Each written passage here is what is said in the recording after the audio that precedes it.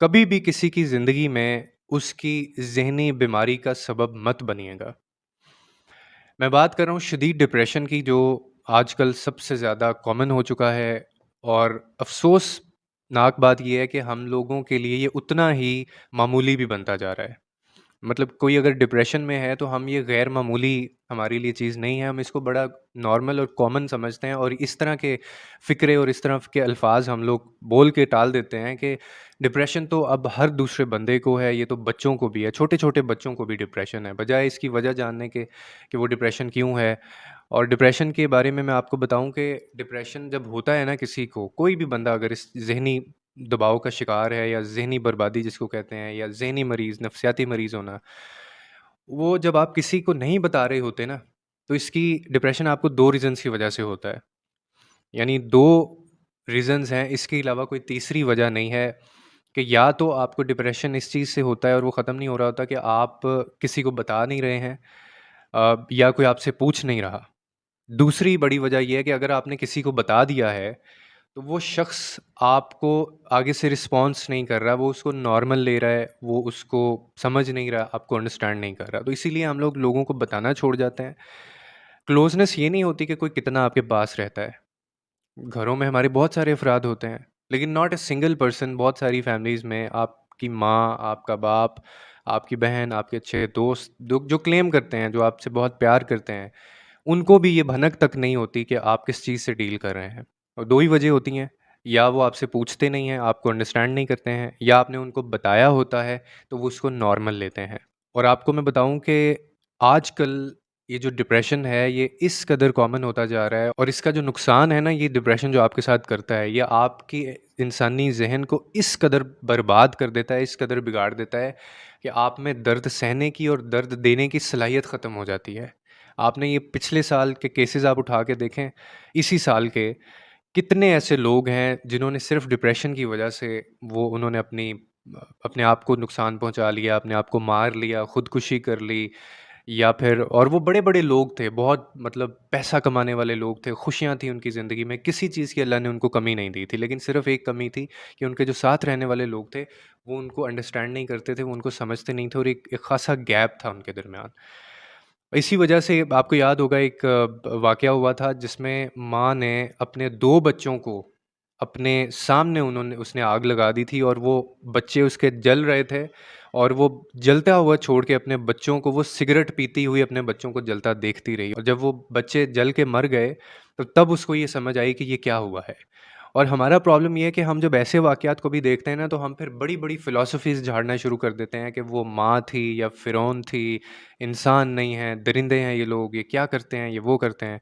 लेकिन उसकी जो रूट कॉज़, जो उसके बैक एंड पे स्टोरी होती है, वो हम समझते नहीं हैं, और ना हम उसका तबसरा करते हैं कि ये क्यों हुआ। एक बंदा जब खुदकुशी करता है, या जब उसको सुसाइडल थॉट्स आ रहे होते हैं, तो वो क्या वजह होती है, उसको कॉप अप कैसे करना है। हमारे यहाँ पे कोई ऐसा सिस्टम नहीं है, कोई ऐसा नंबर नहीं है, कोई ऐसा बंदा नहीं है कि आपको कोई लगे कि कोई बंदा इस चीज़ से डील कर रहा है, तो आपने कॉल करनी है। ये इतना इम्पोर्टेंट है, जैसे किसी का एक्सीडेंट हुआ है, आप देख रहे हैं, और वो शदीद बुरी हालत के अंदर है, और आप 1122 पे कॉल करते हैं, या किसी भी रेस्क्यू टीम को आप कॉल करते हैं, और वो फ़ौरन वहाँ पे पहुँचती है।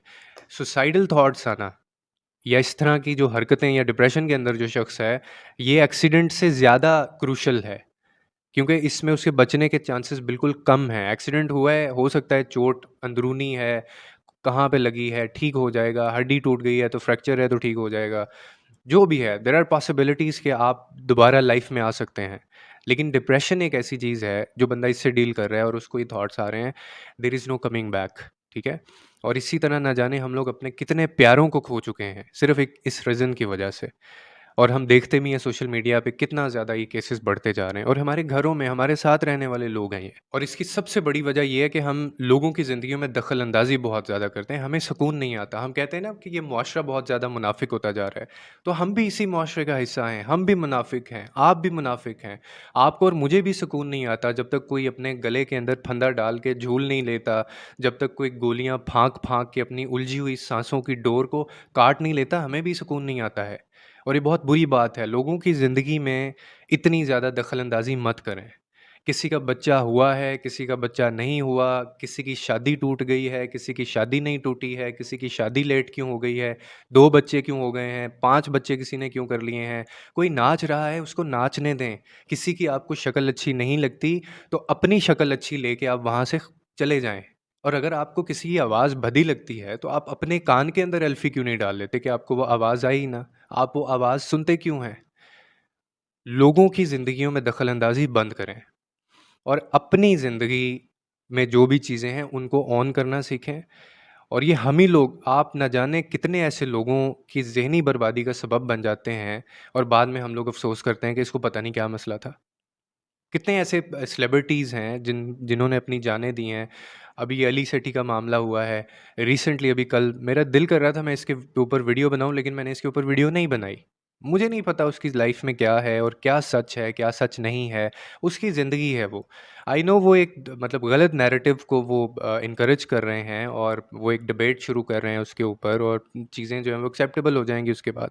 लेकिन फिर भी अब ट्रेंड उसका चल जाएगा, वो फिर परेशान होगा और हो सकता है कि यही चीज़ बाद में इन लोगों को अपनी जान लेने पर मजबूर करती है और यही लोग फिर खुदकुशियाँ कर लेते हैं, क्योंकि लोग इनको अजीब नज़रों से देखना शुरू कर देते हैं। तो हम देखें कि हमने अपने मुआशरे के अंदर कितनी ज़्यादा घुटन पैदा कर ली है। हम इतने जजमेंटल हैं कि हम कभी किसी को मार्जिन देते ही नहीं हैं। अगर किसी ने कोई बात कह दी है, किसी ने कोई हरकत कर दी है, किसी ने हमें नहीं समझा है, किसी ने हमारी बात नहीं मानी है, कोई हमारे मुताबिक नहीं चला है, तो हम जजमेंट्स इतनी जल्दी उसके बारे में अपने दिल में कर लेते हैं कि इसकी ये वजह होगी, उसने ऐसे क्यों नहीं किया। ये दिलों के राज तो सिर्फ अल्लाह जानता है। आप और मैं क्या जानते हैं? मैं आपके बारे में क्या जानता हूँ, आप मेरे बारे में क्या जानते हैं? क्यों ना हम एक दूसरे को जीने दें और लोगों की ज़िंदगियों में दखल अंदाजी बंद करें।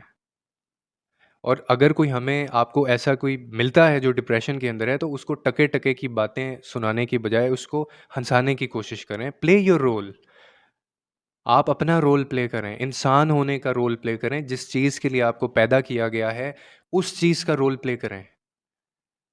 वरना कि आपके घरों में, आपके बच्चों में और आप में ये चीज़ इतनी ज़्यादा आ जाएगी कि आपको भी समझने वाला कोई नहीं होगा और ये कानूनी कुदरत है कि जो आप इस मुआशरे में दे रहे हैं, जो कंट्रीब्यूट आप कर रहे हैं, वो चीज़ वापस आपको मिलेगी आपकी ज़िंदगी में और पलट कर आएगी और आपकी ज़िंदगी में होते हुए बाद का कोई चक्कर नहीं है, बाद में तो जो होना है वो होना है।